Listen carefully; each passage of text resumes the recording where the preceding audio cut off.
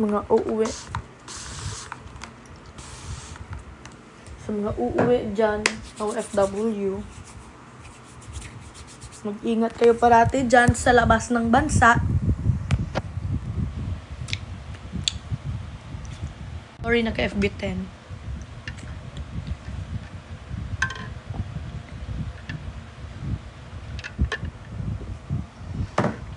Bukas, see you there kapamilya sa Cavite. And kakanta ako ng live. Kaya sabayan nyo na lang ako, guys. Sabayan nyo ako please kasi wala akong boses, pero itatry ko na makipag-duet sa inyo. And then after that, i-treatment ko na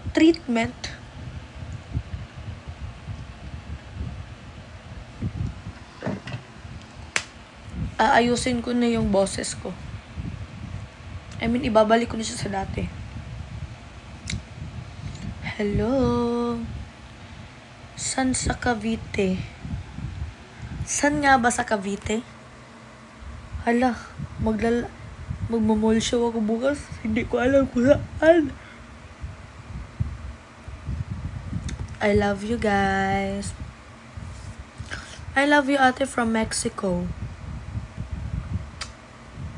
Bet ba ang nails? Ganda.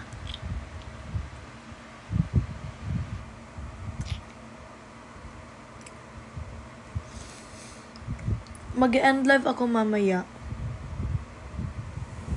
Ay, guys. May i-share ako. Wala lang. Gusto ko lang i-share. This is all about English. This is all about sa nangyari kanina. Alam ko naman na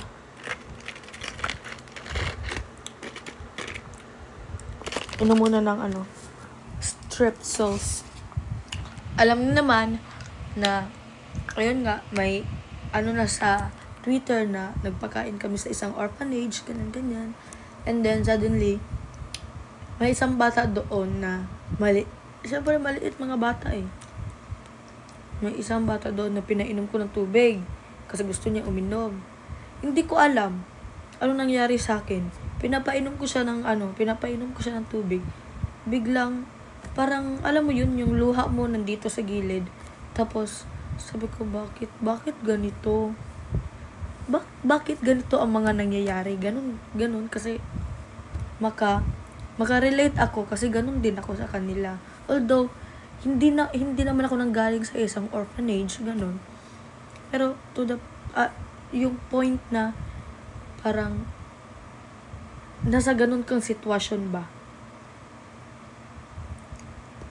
Ganun. So,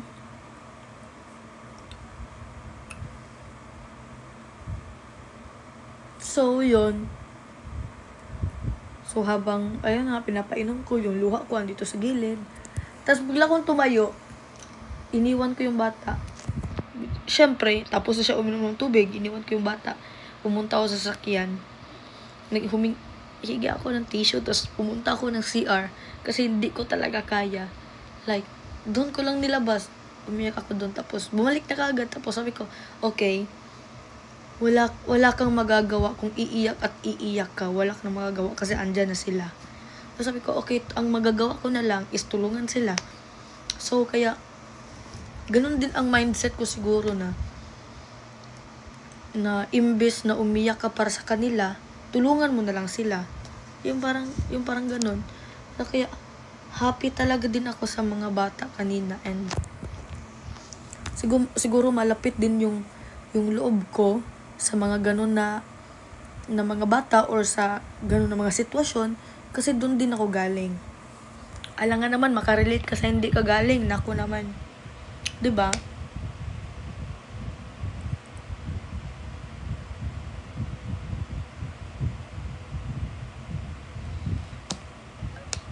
Actually, may plano din ako sa birthday ko ngayong 26. Magpapakain din ako ng bata.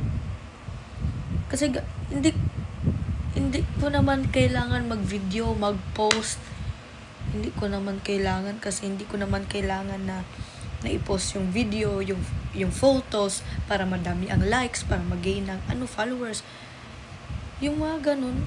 Kaya hindi nyo ako nakikita na nagpo-post kung may tinutulungan at saka ayaw ko talaga na, although okay lang yung kanina kasi naman yun, sa orphanage, ganun. At yung admin naman yung nag-post nun, and alam ko naman na ipopost yun. Kung sa akin lang, ayoko mag-post kasi ayokong iba yung masabi ng iba. Ang gusto ko ay tumulong na walang camera, walang nakakaalam na ibang tao. I mean, okay lang na may mag-video pero dapat hindi sa akin ang galing. Gusto ko sa ibang tao. Yung, hindi ko naman sabihin na, hello, videohan mo naman kami kasi ganito, tulong-tulong. Nagtumulong kami, ganyan-ganyan. Mas gusto ko yung tulong na bukal sa loob, genuine. At kaya siguro na gusto ko din tumulong kasi alam ko rin yung pakiramdam na nawala. Parang ganun. So, wag niyong kalimutan na manood bukas, lalo na sa Jensen. Tignan nyo, maso-surprise talaga kayo. Bahala kayo dyan. Magsisisay kayo hindi kayo pumunta ng Jensen. Charis. Jason Derulo.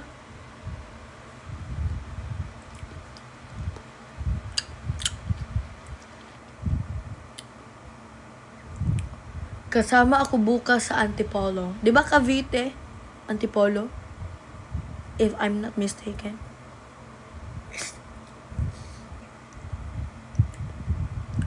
Shout out from Jensen. Nireplyan ko si Jason Derulo. Sabi ko, I'm so sorry, Mr. Jason. I'm sorry, Miss Jason. I am for real. Never meant to make you cry. Have apologized to make you try. Diba?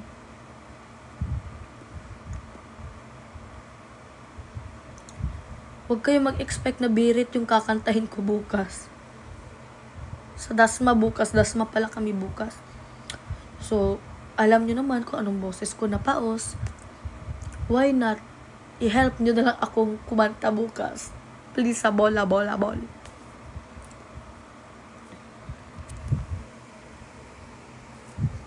Picture.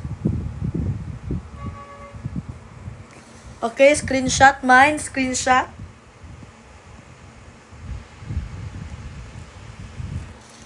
Mine, screenshot. Paki-mine. Size 35. Size 35.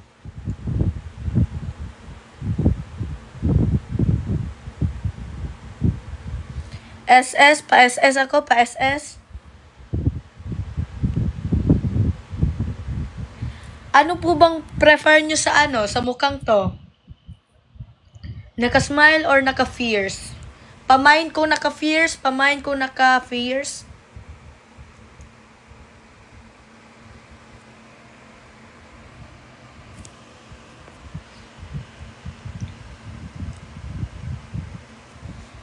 Mine. Mine, oh mine. Your, my love is mine.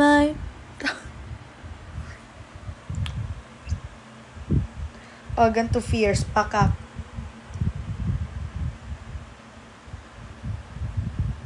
Pa-SS ako, pa-SS.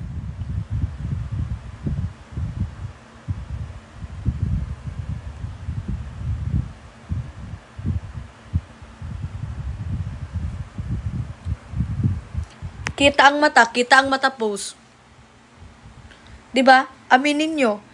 Nung mga kasagsagan ng 2014, 2013, ganito kayo mag-selfie. Labas pa ang dila.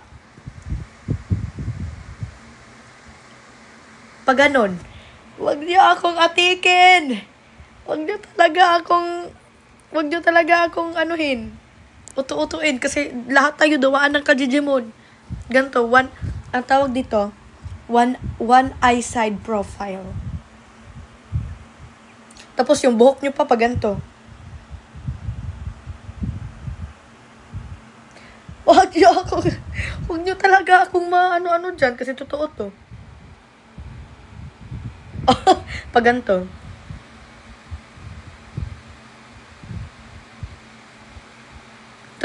Tapos yung dila nyo pa pag ganito.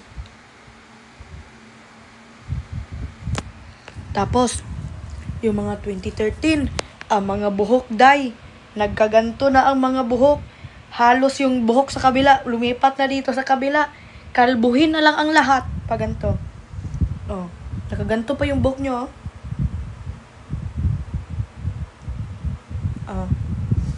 Ngayong malaya ka na. Ganon talaga ang face. Ganto.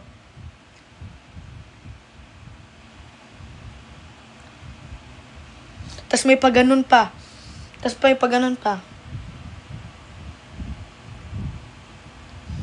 Huwag nyo talaga akong utuin, guys. Nakadaan kayo ng ganto. Pag ganto pa kayo.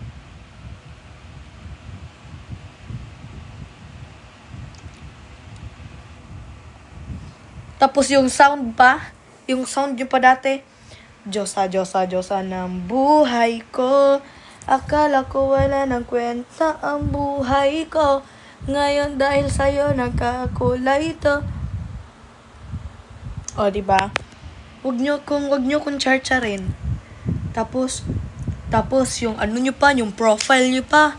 Ay, yung filter nyo pa. 360. Retrika. Yung 4 na grid, pre. Grabe, 4 na grid, oh. Retrika.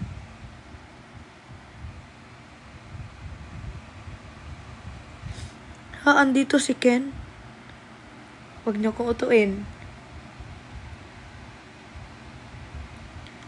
Uubusin ko ang ano ko, ang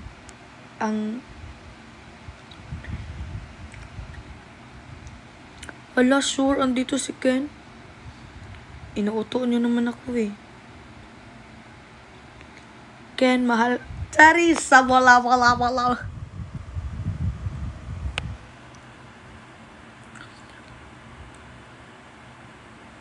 Ay, busy si Ken. Sige lang, mag-chat lang yun niya. Charis. Ken, ano ba yan? Nawala ba? Charis. Okay guys, galit na ang aking mga ate Coco. Mga ate Coco.